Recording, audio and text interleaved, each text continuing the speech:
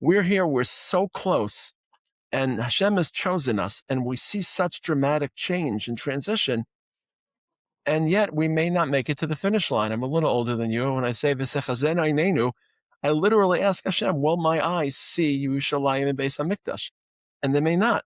And what will happen if Mashiach comes 5 years after I'm niftar this year? Or if you're so close, and yet there's so many parts lacking that we yearn for. It's a question before October 7th, and it's a question after October 7th. And the answer to that question differs dramatically, as quite frankly, almost every aspect of Jewish experience. There's not one single question you could ask that should be answered the same way before October 7th. It's the watershed mark in our people, unfortunately, an infamous watershed mark, and everything has to be streamed through what happened. And anyone who tries to run away from it because it makes them uneasy and they'd rather focus on sports and leisure, you're running away from Judaism. You're running away from Jewish history.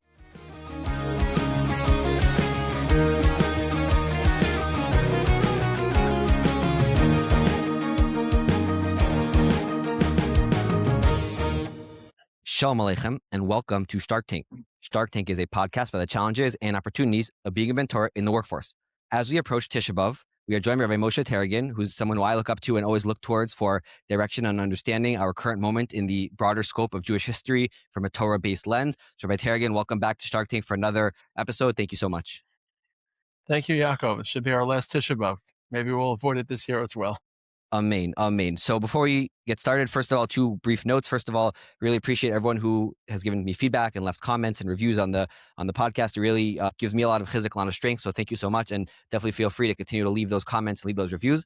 And also, I want to mention that Rav Taragin is coming on the heels of another sefer about our current moment. We'll include the details in the show notes. It's called Reclaiming Redemption, Aliyah Geulah, Volume 2, Faith, Identity, Peoplehood, and the Storms of War. So we'll include information about that. So Rav Taragin, maybe we'll start with the following setup. We last spoke on this podcast right after the miraculous return of all the living hostages, right after Simchas Torah, and you came to give us some perspective on that moment. So now we're around 9 months later. I guess it's maybe to be expected that after such a great high, there might be a bit of a cooling, and certainly hasn't been the easiest of winters with continued battles and casualties in the north, additional fighting with Iran. Elections are coming up, and obviously the discourse around that is never a pretty thing.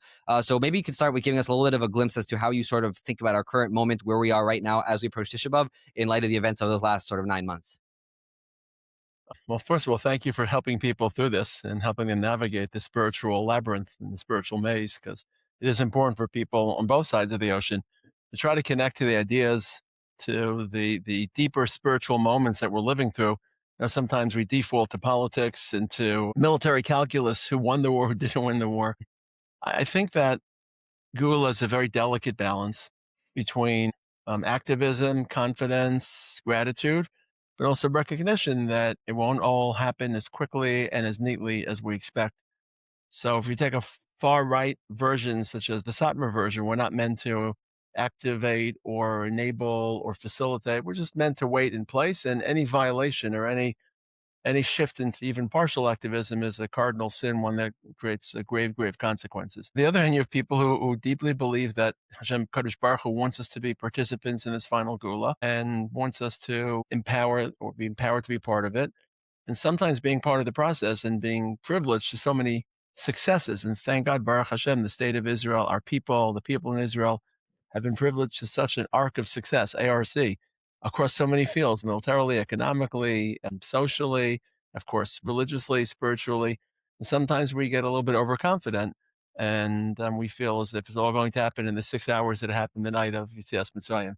And Yeshaya, Perek Nun Beis, this is a Haftarah, Parsha Shoftim, reminds us, Ki lo b'chipazon tetzeu v'imnusa lo telechun, ki olech lipnechem Hashem u'ma'asivchem Elokei Yisrael. He specifically cites and evokes chipazon in Mitzrayim, and reminds us that it won't happen b'chipazon, and necessarily. And chipazon isn't only the pace and the acceleration, but it's also the texture, and will it be easy, will it be difficult?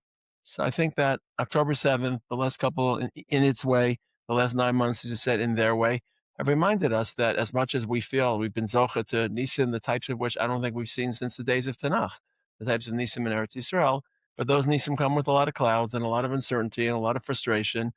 And Chazal don't tell us why Chizkiah didn't say Hallel. Only that he didn't say Hallel. And therefore his messianic potential was stymied. But it's probably likely that he didn't say Hallel because he woke up the day after the nace of 185,000 Assyrian soldiers being killed miraculously the night of Pesach, and he saw the entire northern kingdoms exiled by the same Sennacherib. And not only that, but most of the southern kingdom was ransacked by Sennacherib. So he received Yerushalayim, and when he factored it into the border calculus, he didn't feel that he could express joy and gratitude through Shira. We live in an inverse situation. Baruch Hashem, our people are moving forward. Our country is successful. Kibbutz Galios is powering along. Instead of wasting our time questioning who won the war, who didn't win the war, to be sober and mature about it and be honest and say we've been zocheh to miracles, and yet a lot is left out there. And along with that, a lot of sadness and tragedy. And HaKadosh Baruch Hu wants us to process multiple emotions at once, and we have to hold them all together. I do appreciate that, and that was certainly one of the biggest takeaways from, I think, our previous conversation, or one of them, about the heart having different chambers. And I got a lot of listeners who actually really enjoyed that metaphor about how we have to sort of hold these different things together. I also do appreciate the fact that I was just thinking about that last conversation, and on a visceral level, it feels so distant. So much has happened, but really, as you mentioned, take a few steps back, and we really appreciate a very different picture. So thank you for helping us to sort of zoom out and get a bit of a broader view of the situation. So as we approach Tisha B'Av, something which I am always thinking about is the fact that I personally grew up with such a blessed life on so many levels, spiritually and physically, and learning yeshiva and tefillah and Eretz Yisrael and all these wonderful things. My life feels very, very full. And therefore, when you ask me to take a day and to mourn and feel like I'm missing something which I never knew, never appreciated, it's very hard. I find myself forcing myself to try to artificially feel something. So how would you suggest that I approach this dynamic, approach the month of Tisha B'Av? Obviously, there's something to be said for just, learn about the Beis Hamikdash, and you'll realize how much we're actually missing. But on a very day-to-day level, I don't necessarily feel that that's so close to me and something I really feel. So how would you, what would your advice to me be? Okay, look, it's the question of Tisha B'Av, and I'm happy you're raising it. And most importantly, you're raising it in a very sincere and authentic manner, because mourning is not a mitzvah of externals. Rabbi Soloveitchik would talk about this very often from a lemnisher perspective. It's Avela Shebelev. You can go through all the externals, but if you don't feel Avela Shebelev, I'm not going to say you're not Yotzei Tisha B'Av, but you're certainly not considered Misabel Yushalayim. I would not consider you Misabel. So you can go through all and I think to a degree in America, we're both products of summer camps. Summer camps rehabilitated Tisha B'Av, because I've traveled to South Africa and Australia for Tisha B'Av, and because it falls in the winter, you just don't have the camp environment to frame it properly. So we all have been taught the liturgy and the kinos and the stories, but now that we're more mature and we don't just respond with emotion on demand, the emotion has to come from internal space. I would say as follows. First of all, it's a large question, so I'll try to be as brief as I can and unpack it. Number one, it's a question before October 7th, and it's a question after October 7th, and the answer to that question differs dramatically, as quite frankly, almost every aspect of Jewish experience. There's not one single question you could ask that should be answered the same way before October 7th. It's the watershed mark in our people, unfortunately, an infamous watershed mark, and everything has to be streamed through what happened. And anyone who tries to run away from it because it makes them uneasy and they'd rather focus on sports and leisure, you're running away from Judaism. You're running away from Jewish history. It's a generational responsibility. The same way, to a degree, I think, for the previous generation facing the Holocaust, processing the Holocaust. I'm not creating equivalency. I'm just describing them structurally analogous and essentially analogous. So I would say as follows. I think the subtext to your question is not just that you grew up in a comfortable environment in the United States of America, but also you're now in a state where you feel that we're in the process of beginning redemption, and we have our people, we have our army, this is all before October 7th, where we didn't face that suffering. So the question is, how do you experience Avelos through the lens of Geulah, or through the lens of the end of history? And I think that in some way, and that became a controversy about the Nusach HaTfilah, whether we should say Nachem, which is, it's patently false, not sitting as a mourner with, in complete decrepit, degenerative state. And when you daven to Hashem, you have to be honest. And how can you be honest if Chazal said, the Gemara says that the Anshe Knesset Hagdol actually made changes to Tefillah because they couldn't say Gadol Gibor and Ora, because during the time of Churban, they didn't say Ayeg Gedulosav, Ayeg Geburosav. So it's not, I think some people feel like it's more firm just to keep to the Nusach. By the way, I keep the Nusach of Menachem. I say it, and I'll tell you why I say it. But I think the people who are encouraging a change in Nusach, which I disagree with their opinion, but I don't think they're coming from a less firm standpoint. They're coming from a standpoint that Tefillah has to be honest. And the question is, do you change Matbeah Shetavu Chachamim? But let me give the following analogy. I'm sitting in my room and I'm looking at all this Sfarim, and I'm looking at the Sfarim of the Vilna Gaon, who was my ancestor. I come from the Mishpachas Gaon. Looking at the Chassam Sofer, and I'm looking at all the Sfarim in my room, And I really feel lacking that I never met these people. Could you imagine me, Chassam Sofer? Could you imagine me, Riki Veger? But when I think about Rabbi Soloveitchik, who Shia was Zocha to be in, but only at the tail end of his career, then I feel really pained by it. Why? Because I missed the Chassam Sofer by 200 years. I missed the Geulah Gaon by 280 years. If I would have been 10 years or 5 years older, I could have received the Rav in his prime. And I just got Ketzeis Hashemish Bigvaraso. I got what you would call Shivrei Luchos. I didn't get the full radiance of the Rav's Torah. So the fact that I'm so close to something whets my appetite for that in retrospect more than something which is remote. Now flip the history forward. Your great-great-grandparents were in some shtetl, far removed from redemption, not even imagining they would see the kotel.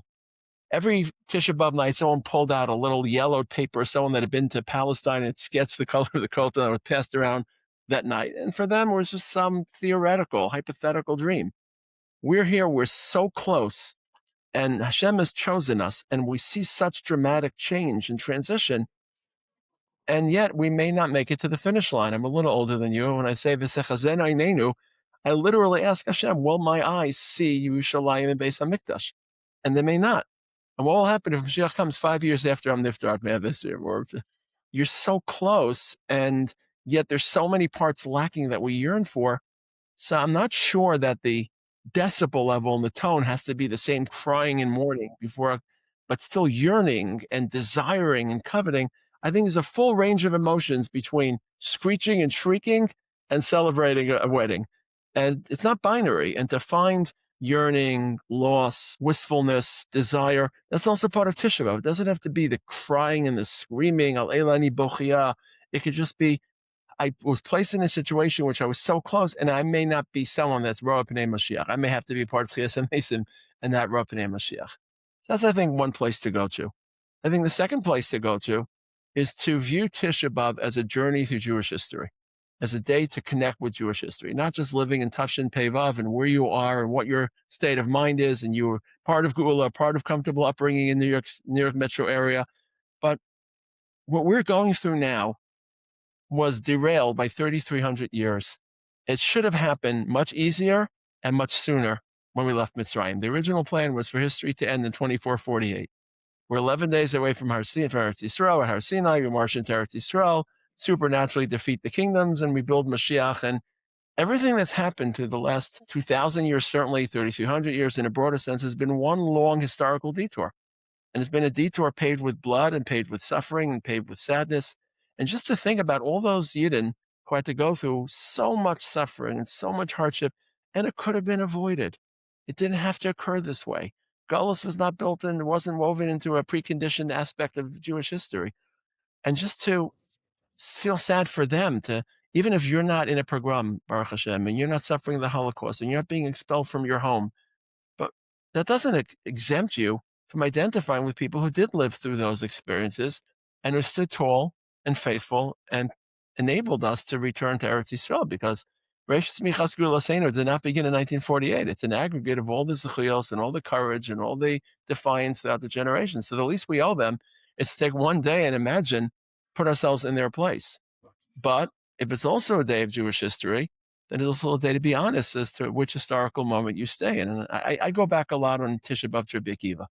I don't know if that day was Tisha B'Av, but the day in the end of Makos when Rabbi Akiva was walking on Har Habayit, and he was smiling a little bit because he saw parts of history that were directly in his mind reflected in the sadness and the tragedy. He basically saw that Jewish history is asymmetrical, and the fact that the Romans were so aggressive at turning Jerusalem into, a ruins reflected the fact that Jewish history is disproportionate and asymmetrical, and that same asymmetry means that Geulah can happen tomorrow, and that Geulah ki pala be'inei she'eres hamazon, he quotes Zechariah.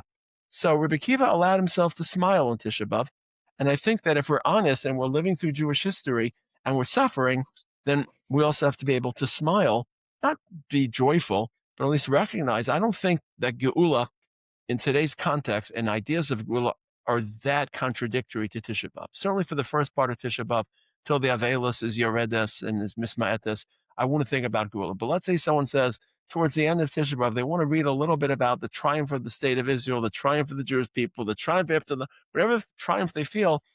I think that's an honest and authentic component and complementary element to Tisha B'Av. One thing I wanted to actually go a little deeper on, you mentioned the Nusach HaTefillah question, and I remember a very interesting conversation I had in the Karen B'Av Necheder Ochel, I think around Chanukah time and Shal Shudas, and they sing Chasov Zera Kachacha. It's very moving and emotional. And someone asked, like, Ki Or Chalanu Harisha Ve'in Kates Limei Hara. I'm botching the words out about pets a few months away, but those words which were written in a very, very dark time and really seem very far from our lived experience. So I'm wondering if you talk to some to various questions that come up with various pieces of text that were written in very dark times and really seem very distant to how we experience them today, how you approach those paragraphs. Well, look, it's an analog, but it's a little different because it's not Nusach HaTefillah. So since it's a song, Ma'asur, but it's not really Nusach HaTefillah, so it doesn't have to be authentic. It could be nostalgic in a sad way, sad, melancholy, nostalgic in a melancholy way. Namely, there were people who sang this song, lived through dark times, so the least I can do is to relive Hanukkah over the past 2,000 years, not just my own personal Hanukkah. But it doesn't have to be authentic because it could be nostalgic. My tefillah has to be authentic because I, Moshe Taragin, am speaking to the Rebbeinu Shalom in the middle of my tefillah, is Mincha on Tisha B'Av, and I have to bring my honest expression. And I can't talk about a reality that I don't feel exists. Even if it weren't tefillah, Im Tim Salomer, that it weren't tefillah, I think that those words to me don't feel dishonest. I know that we've started this process. I can't tell you how long it will take. It could take 200 years. It could take 1,000 years. I think that we don't know this in Geulah. And I think it feels really long. And maybe that word hara'ah, but if you use hara'ah in a more less literal way, that when I'm Yisrael, the fact that there are so many Jews who are not yet in Eretz Yisrael, so many Jews don't yet see HaKadosh Baruch Hu's Malchus, so we can point to all the tribes of the state of Israel, but it's still a condition of relative Ra. Tov and Ra aren't necessarily antithetical. So, but I really dodged your question because your question was about, and I said it's only Mosor, and Mosor could be nostalgic. In terms of the Nusach HaTefillah, I feel that halacha has to be impregnable to hashkafa, and halacha has to have a red line, and you never violate halacha. Now, those who want to change Nachem feel that they're upholding halacha because they're articulating something more honestly, but we're especially sensitive, maybe even it's a modern sensitivity, because of the wholesale changes that Reform and later Conservative Judaism made to the Nusach HaTefillah. So that became Orthodoxy's line in the sand. We're not going to say the Nusach HaTefillah because then we've crossed the bridge too far, because then we're walking in the path of non-Orthodox movements. But already in Chazal, you have Gemara Brachos about Brachos, Kol Mishana, there's a lot of harshness about changing Nusach HaTefillah. So I feel like I'd rather stretch the words and be creative about what the words mean than step across that red line of halachic integrity, or halachic, not integrity, but halachic rigidity. Because so much of tefillah comes from Nazareth Gedolah.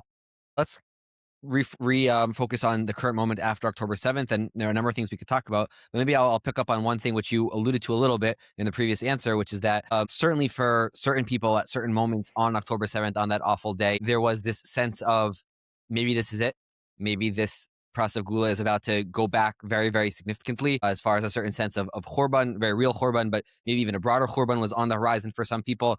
Also today, with some of the unfortunate infighting between groups in Eretz Yisrael, between and obviously the media and the elections, they love to pick up on these slogans and to threaten that society could fall apart and all of these very dramatic headlines. But I'm wondering if those various thoughts and ideas that people raise, those concerns that people raise, hold any water. Is something we should all be thinking about and considering the fact that what we've built over the last 100 years here in Israel could be set back just as much, some sort of Churban Habayit, whatever you want to call it. Do you give any water? Do those thoughts hold any water in your mind? Is something we should be thinking about at all, or is that just people being shrill? I think you're asking two questions. One question is, will there be a Churban? Second question is, will there be setbacks? And those are two very separate questions. And then you talked about social infighting, which is just one of the perils that we're facing. We're facing perils that are much greater than whatever ideological discord exists. We have a Masara from the Ramban. The Ramban reads the two Tochachos, one in Parshas Bechukosai and one in Parshas Kisavo, as relating to the two exiles. The one in Bechukosai is the Galus Bavel, the one in Kisavo is the Galus Haruch of Edom.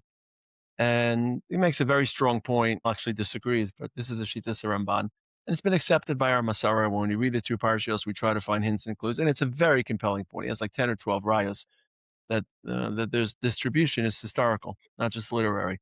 Now, if you accept the Ramban, then the assumption is that since there's no third Tochacha, there's no third Galus. There's no third Churban. And that's pretty much the baseline that I think a lot of redemptive thought, I don't like to say Zionist thought, not Zionist, I think there's a bigger camp of redemptive thought. The terminology is where they're different. Is it Reish Chazkul Seinu or is it not? Is it secular state an instrument? Is it not?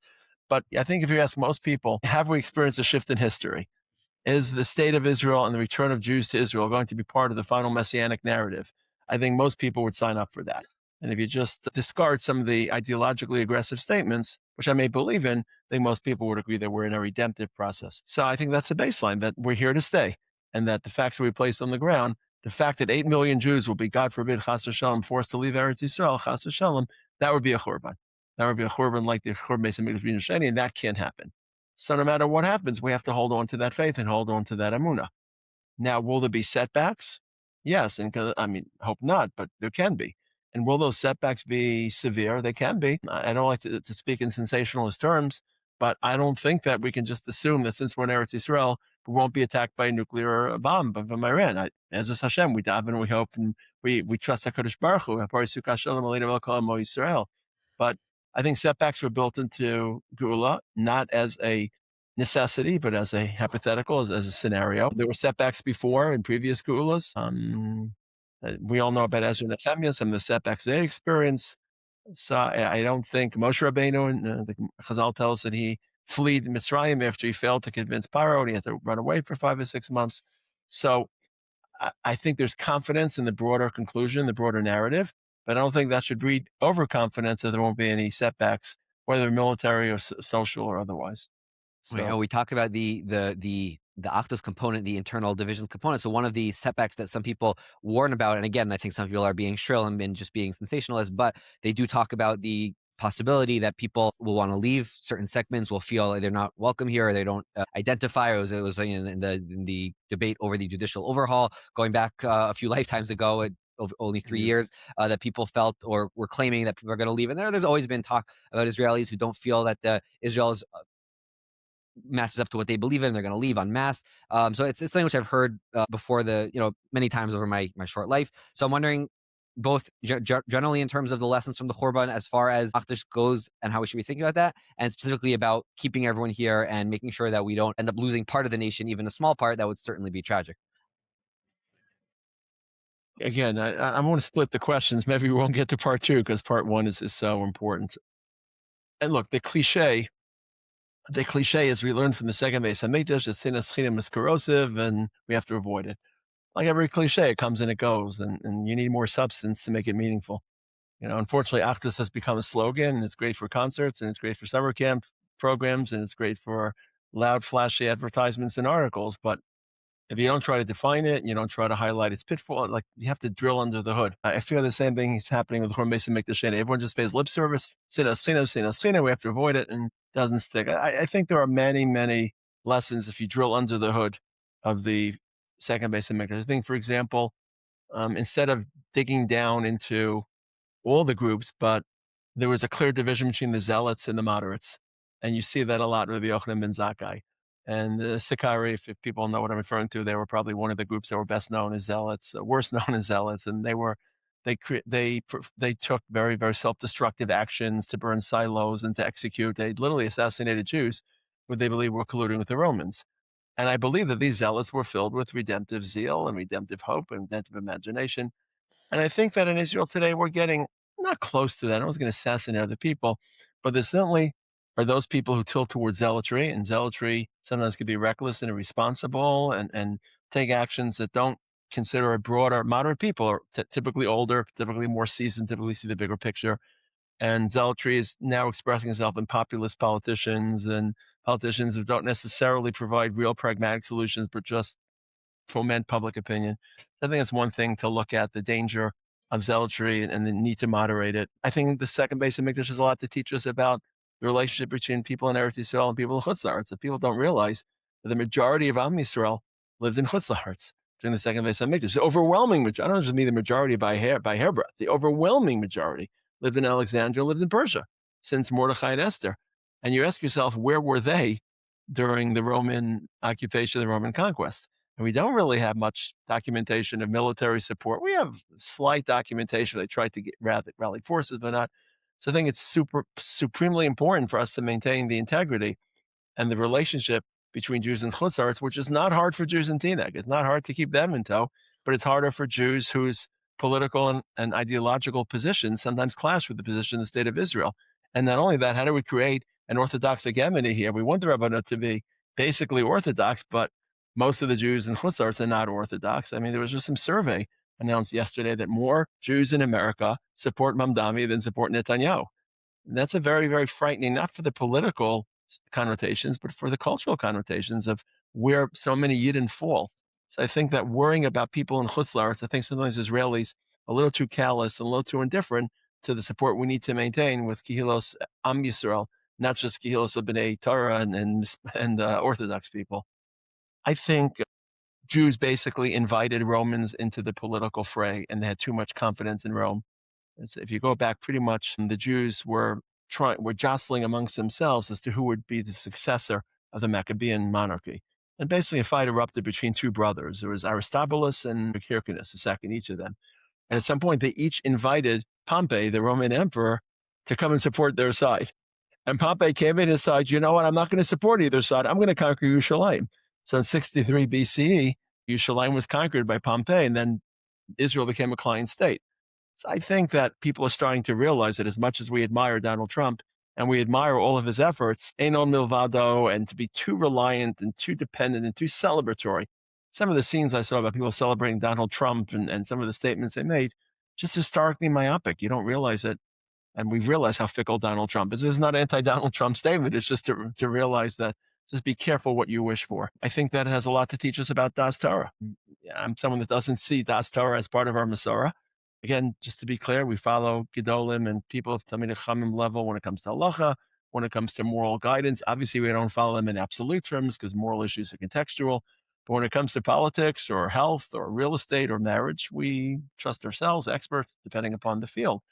And you go back to the Second Beis Hamikdash and you see someone like Rabbi Akiva, who obviously is one of the cornerstones of our Masorah. He made a mistake. He mistakenly identified Bar Koziba. You hear Shimon Bar Yochai having a conversation with Rav Rabbi Yossi about how to view the Romans. And you don't get the sense that everyone followed Rav Shimon Bar Yochai because he had said it. It was a private conversation. It's hard to know, but you don't get the sense certainly not everyone listened to Rabbi Yochanan ben Zakkai. Now, I don't think it was just the zealots. I think popular support was against him, which is why he had to escape. So to me, when thinking about some of the digging underneath the hood, not just coming out with a broad stroke, sinas sinam, we have to be careful about sinas sinam, but understanding how it happened and understanding some of the subtle nuances surrounding how it happened and taking lessons. I think it's also part of learning how the Beis Hamikdash was torpedoed by internal struggle. One of the sort of sub-themes that we've been talking about, you just mentioned the myopic view and the broader historical view, is this idea that, day to day we're inundated with media and with messages and here and now. And, taking a few steps back can be extremely helpful in seeing things in a very, very different light. Any tips or advice, mainly just for ourselves, adults, educate ourselves to talk about it in a more mature way. And also, we're now raising the next generation of children to be able to really have a healthy perspective on these things, because it seems like everyone these days is so caught up in the latest headline, the latest news. And again, when we take a few steps back, it looks so different and so much more nuanced and so much more complex. And sometimes that can be a more optimistic, less optimistic, but any sort of practical tips of advice that you'd give to our audience to be able to really hold on to that part of what we're talking about here? I mean, it's hard because you're asking for perspective, and perspective is not something you can bottle and deliver to someone. How do you get perspective? It reminds me of the old story of a grandfather who takes his grandson out into the backyard, and he plants a tree, and the grandson says, the grandfather says, I'm planting this tree with you because I want to teach you patience, because I will never, ever eat from these fruits because it will take several years to grow, but I'm patient enough to know that. And the grandson looks at his grandfather and says, I can't wait to learn about patience. I can't wait to learn about patience. It's amazing. So there's certain things you just have to go through life and gain perspective. I think, first of all, cutting the cord from this constant addiction to the headlines and what Netanyahu said and what this one said. And it takes an attitude shift. Do I really feel the elections coming up are monumental? Not really. I don't really think. Let's say, for argument's sake, let's play endgame and radicalize the outcome. Let's say the current government is replaced by a less Haredi-friendly government. So let's say they remove some of the subsidies, and the next government will return some of those subsidies. And no, Haredim aren't going to draft. So people will be a little more wealthy, a little, better off, less off. There'll be more money raising in the United States, less money. I'm not clocking you with my opinion. And certainly the geopolitical situation. So when you realize how little it changes because of the realities on the ground, then you put your efforts elsewhere. You put your efforts into ideas built to last and values that are important. So I think the first step is training yourself not to be so addicted to the news. I try not to follow the news as best I can. Obviously, important events. Try to find people who write about ideas, whether they're ideas within this moment. I try to do a lot of that writing. So I don't mean to hawk my own books, but other people. Could just be people that write about ideas, even though they're not living through the moment, but they're obviously ideas that resonate through the moment. So for me, let's say Rabbi Sachs's ideas resonate. It doesn't have to be Rabbi Sachs. It could be, but find ideas, not just. I think with all the flourishing of Torah, especially in the Haredi world, I feel that Torah is flourishing, halacha, Gemara, lamdas. Not so sure how much there are fresh ideas and broad ideas. And they're two different processes. I totally understand it. When you're learning a shach, you're not thinking about ideas. You're mincing, you're parsing very, very fine details. Ideas are broad, ideas are big, ideas are historical. I would maybe tefillah as a time to connect with the Kodesh Baruch Hu through ideas. But it's an important question. I think our people are getting too wrapped up in politics here and now, casualty counts, who won the war, who didn't win the war. And it's important to take a few steps back and connect with what are we going through as a people? How does this change your life? And to connect a very deep, soulful emunah that we know how this will end. I know exactly how all this will end. What we don't know is how it will end, how soon it will end, and on whose shoulders, who will carry it to the finish line. But we know exactly how this will end. And that creates a confidence that shouldn't be naive or shouldn't be in any way irresponsible, but quiet confidence. We may not be the people to bring it to the end. We may not survive to the end, but we're part of a larger chain of history that we know how it links to the conclusion of history. Right. And this sort of attention span politics has been written about and also is, not just a Jewish problem, it's a global problem. And the effects of social media on geopolitical events is at this point pretty well documented, but it's certainly a fascinating topic. And so thank you for that perspective on that. So finally, last question for today. Many people in their earnest will to want to bring the Geulah are actively pushing very hard to, whether it's bring B'nai Chutz La'aretz to make Aliyah and to advocate for that very strongly. There are also people who are advocating that people should be yearning more to go up to Har Habayit and to be activists in that sense. Now, those two are obviously quite different, but there is a certain similarity of people who believe very strongly in a certain way of being active in bringing the Geulah, and then that can leave people sort of a little bitter that people are preaching, talking down to them, various other pushbacks that I view as sort of similar. So I wonder if you could talk to these two phenomena broadly and how you think about them in the roles that we have. People, I guess, maybe to add, one other point is that people want to have something to do in their control. So if someone made Aliyah and they had a good experience and they can now advocate that B'nai Chutz La'aretz make Aliyah, or they've fell in love with Har Habayit and they can go to take to social media, going back to media and get everyone to come to Har Habayit, it does feel like something in their control to bring the Geulah a little bit closer. So among those various ideas, I'm happy to hear sort of your take, your approach. I'll give my take on my approach gladly, but I have to take issue, not with issues that you raised, but two sentences you said that to me are very off. They're very morally problematic. Number one, preaching to people and making them feel less is very disrespectful to human beings and built into our recognition of Tzelem Elokim is that we respect people, respect their choices, and I'll talk about this a little bit later. And second of all, in my opinion, I think people disagree with this. Going up to Har Habayit, I don't go up, and we'll discuss why I do or I don't go up. But you have to be very, very careful. It's a moment of kedusha. It's a moment of amidah with Hashem. You're Kimari Kohen, not literally Kodesh HaKadoshim. And to me, to turn into a social media event and to take pictures and to take selfies, I can't see it. It's just a lack of Yiras Shamayim. I think of Nadav and Avihu, what they must be thinking about in Shamayim when they were taken from this world because they were makriv Eish Zara with sincerity and with kedusha, and people turning into a photo op. Now I know that the pushback will be, well, by my taking my photo, then I'll encourage other people. But you have to be very, very careful to walk the line properly between L'Shem Shamayim and L'Shem Atzma. Most people on social media, unfortunately, they're interested in getting attention to themselves and getting likes and getting thumbs up. And to turn Har Habayit literally into a popularity platform is so antithetical with what it means to be Omed B'fnei Hashem. What it means to be Omed. We all know that Kohen Gadol Yom Kippur doesn't wear big days of because of Ein Kadego Nasa Sanegar. There's an alternate version in the Yishalmi. He doesn't wear big days of because he doesn't want to be arrogant. And what do you mean? Arrogance is only us during Yom Kippur? Arrogance is us the whole year. Why does he? And since when you're standing in front of HaKadosh Baruch Hu, the scales of arrogance and humility are much more finely tuned. So anything that traces of arrogance has to be eliminated. So I think people have to be very, very careful to go to Har Habayit to do it with the right kavanas and the right machshavos, each in their own way. Just because you know the level of the kavanah of the Vilna Gaon doesn't mean in your world, in your mind, reach whatever machshavos and kedusha you can, but not to, God forbid, excuse me for saying it, I don't even say exploit it. I had a harsher word, but exploit it for personal interest. In terms of, look, again, it goes back to what we started the conversation with: should you push Geulah, should you not push Geulah?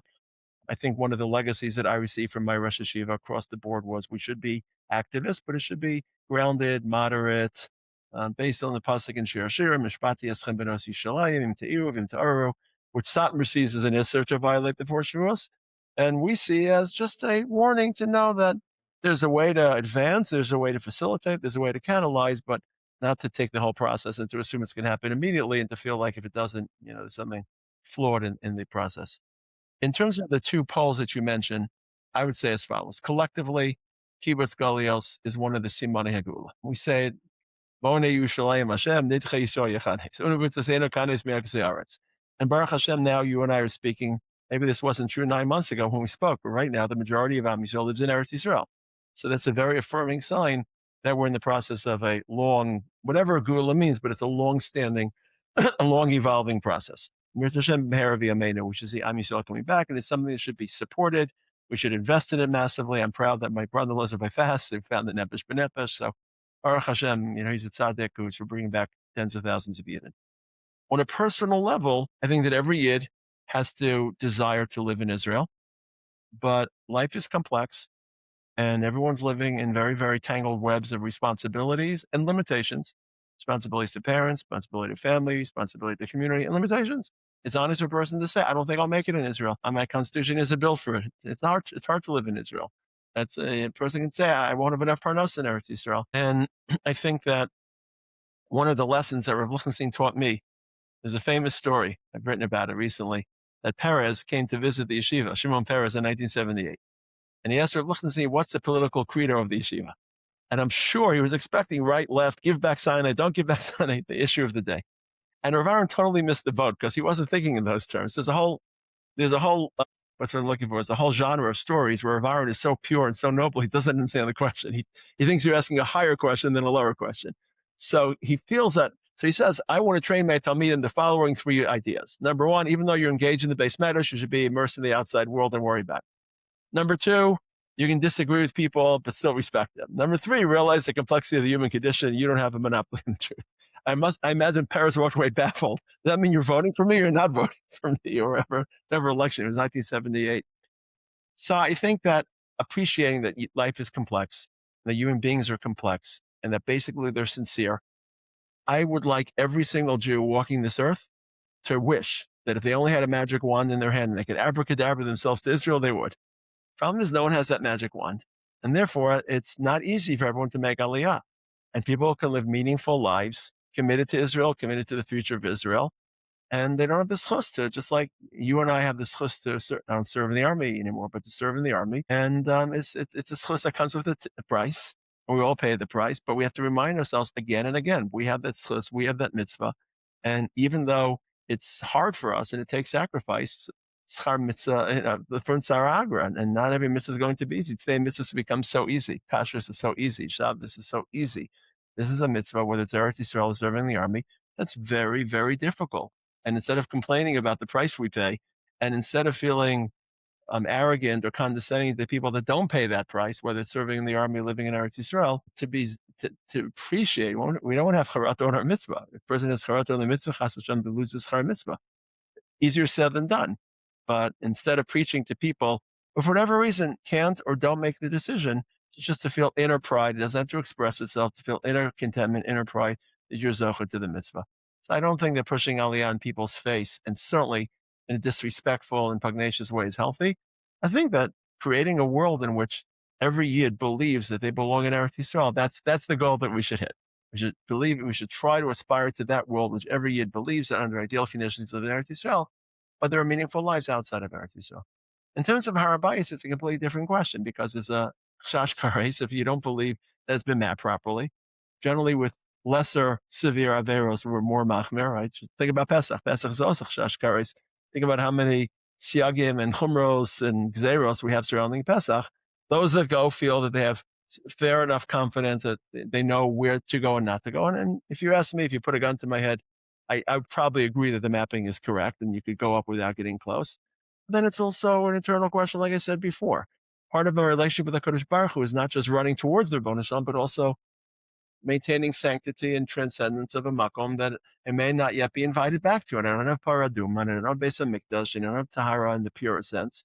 And therefore, it's not just halachically, can I go here, can I not go there? It's also, is the time yet ready? Is the time ready for yet? Is this something Hashem wants me to have now? And that's, I think, going back to a lot of the questions you asked right now, that to me is part of my relationship with the Kodesh Baruch Hu. Is this something the Rebbeinu Shalom wants me to have now at this stage? And just like in the Midbar, Hashem delayed us because we weren't ready. It could be we're not ready for certain things. And in my opinion, given all the strife and the struggle and the issues right now, going up to Har Habayit with all that connotes, it's not paramount on my list. If I had a genie coming out of a bottle and asked me I can make 5 wishes for Eretz Yisrael, I know what those 5 wishes would be. They wouldn't be going up to Har Habayit because there's so many other issues we have to deal with shamir, gateways, and preconditions to the next stage. So it's a question of what fits given our current state. But I understand my children go up, and I understand that people, not all of them, but some of them, they go up, do it as long as it's l'shem shamayim, and as long as they're trying to create movement. But again, to turn into a photo shoot or as a political tool, and certainly to turn it into a way to enrage people and to visit Har Habayit to enrage Muslims or to provoke Muslims, it's wrong politically, it's wrong halachically, because Nishmat Me'or L'Nafshosechem isn't just a mitzvah sayachid, it's also a mitzvah tzibur. It doesn't mean we shouldn't go to war, but we shouldn't take actions that will just provoke greater violence and greater risk. And I think it's wrong theologically to use Har Habayit as a tool for anything. Har Habayit is itself. It's Amidah L'Fnei Hashem. Amidah L'Fnei Hashem is itself a goal, not a means to another goal. Okay, beautiful. Rav Taragin, thank you so much for all of these wonderful insights. And, again, do I reiterate the fact that many listeners have really given great feedback and hearing not only on this podcast, but also many shiurim talk about current events and how we approach it with a Torah lens and a grounded approach. So thank you so much for all of that. To remind the listeners that Reclaiming Redemption Volume 2 is available now, and we'll include a link in the show notes. So Rav Taragin, thank you so much. And just to go back to the very beginning, hopefully this will not be a relevant episode by the time we release it with all the availability we lead up to Korban, or if we do release the episode by the time Tisha B'Av comes on, it will be relevant anymore, Bezrat Hashem. But thank you so much for taking the time, and thank you so much for all the Torah that you've taught us. Thank you for helping people through these meaningful times, hard times, but meaningful times. Bezrat Hashem, continue your good work, Bezrat. Amen. Amen. Thank you so much.